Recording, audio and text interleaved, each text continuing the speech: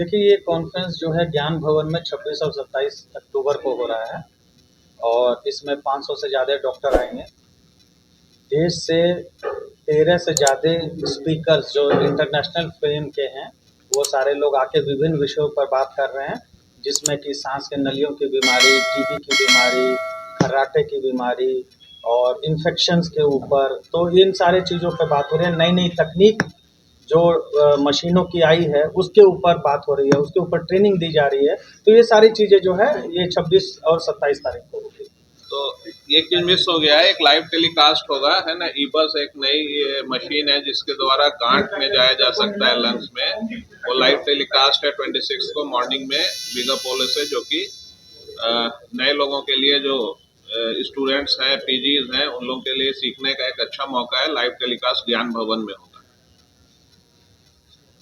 बाहर से डॉक्टर भी आ रहे हैं करने के लिए ज्ञान भवन में बिग अपोलो में होगा। लाइव चीज आप हॉस्पिटल में ही करना होता है, वहां से लाइव टेलीकास्ट होगा उसका।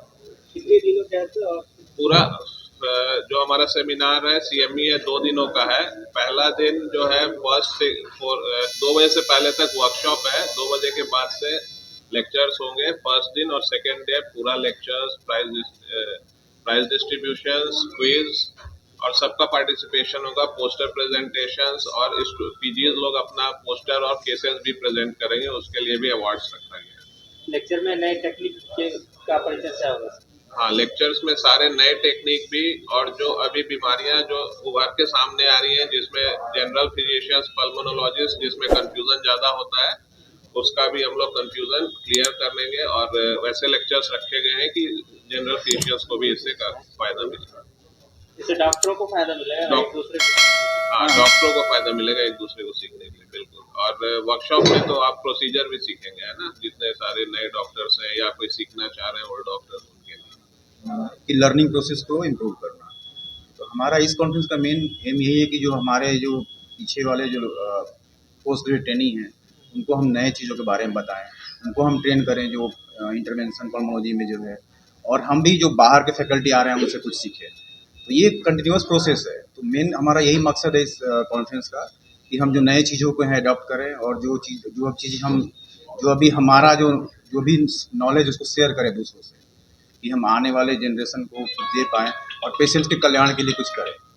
और हमारे जितने स्पीकर्स हैं सारे इंटरनेशनली रिनाउंड लोग हैं, है ना, जिसको वर्ल्ड में सब कुछ जानता है, ताकि पेशेंट को लाभ भी फायदा हो। हाँ, अल्टीमेट एम वही है कि पेशेंट्स का वेलफेयर हो, उनके इलाज में जो है अच्छे से अच्छे जो भी हम तकनीक और जो भी हमारा जो बेस्ट जो हम दे सकते हैं क्लिनिकली वो दें।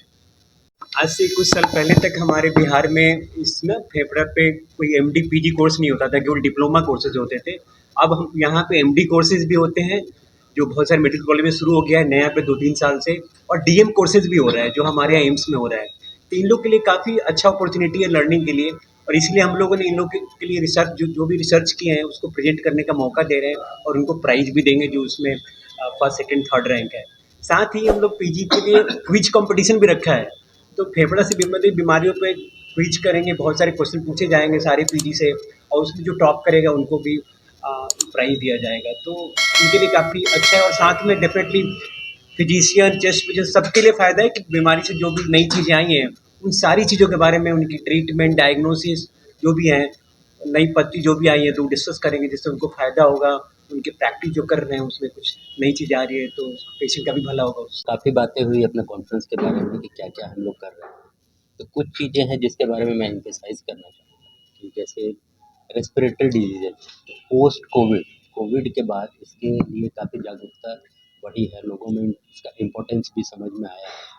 पहले रेस्पिरेटरी डिपार्टमेंट और रेस्पिरेटरी डिजीज़ को उतना ज़्यादा वैल्यू नहीं दिया जाता था, लेकिन ऑफ लेट हम लोग को समझ में आया कि ये कितना इम्पोर्टेंट पार्ट है, specially after Covid. Respiratory disease की जब हम लोग बात करते हैं तो इसका प्रेवलेंस बहुत ज़्यादा है, और कोई भी डिपार्टमेंट हो उसकी तुलना में इसका प्रेवलेंस बहुत ज़्यादा है। इवन सीओपीडी और अस्थमा की वजह से अगर हम लोग देखेंगे तो उसमें सबसे ज़्यादा मौत जो अपने कंट्री में होती है, अपने कंट्री में जो डिजीज़ की वजह से डेथ होती है उसमें सबसे ज़्यादा कंट्रीब्यूशन आपका रेस्पिरेटरी डिजीज़ेज़ का होता है। जब हम लोग कंबाइन रूप में बात करेंगे आइदर COPD, अस्थमा, और जब इसको हम लोग पूरे वर्ल्ड से तुलना करते हैं तो हमारे यहाँ पे मोर्टेलिटी रेस्पिरेटरी डिजीज़ की वजह से 2 गुना, 3 गुना, 4 गुना तक है। तो इसलिए और भी ज़्यादा हमारे लिए इम्पोर्टेंट हो जाता है कि हम रेस्पिरेटरी डिजीज़ के बारे में अवेयरनेस फैलाएं, लोगों को जागरूक करें, नई नई टेक्नोलॉजी, नया नया इनोवेशन जो अपने क्षेत्र में हो रहा है उससे लोगों को अवेयर कराएं। डॉक्टर्स जो नए नए बन रहे हैं, PG स्टूडेंट्स आ रहे हैं, उनको ट्रेनिंग दें सो दैट कि यहाँ के लोगों के इलाज में बेनिफिट हो।